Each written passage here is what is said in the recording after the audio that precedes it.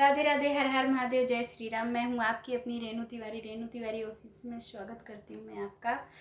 मैं लेके आई हूँ बहुत ही पारंपरिक सोहर गीत। आप लोग सुने और शेयर करें मेरे सोहर गीत को और मुझे ज़्यादा से ज़्यादा प्यार दुलार दें, अपना आशीर्वाद बनाए रखें। कहवा से आई है पियरिया, पियरिया लागी झालर जी। कहवा से आई है पियरिया, पियरिया लागी झालर जी। कि सखी हो कहाँ से आए हैं सिंधोरवा, सिंधोरवा भार से दूर हो। के तो भेजा नैहर से पियरिया, पियरिया लागी झालर जी। कि सखी हो के तो भेजे सासुर से सिंधोरवा, सिंधोरवा भार से दूर जी। कहवा से आई है पियरिया, पियरिया लागी झालर जी।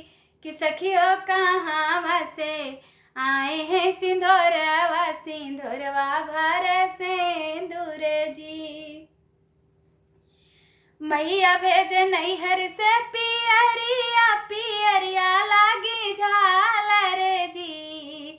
मैया भेज नैहर से पियरिया, पियरिया लागी झालर जी। कि मोरी सासू भेजें सासुर से सिंधोरवा, सिंधोरवा भार से दूर जी। के तलावा नैहर से पियरिया, पियरिया लागी झालर जी। कि सखी हो के तौलावा सासुर से सिंधोरवा, सिंधोरवा भार से दूर जी।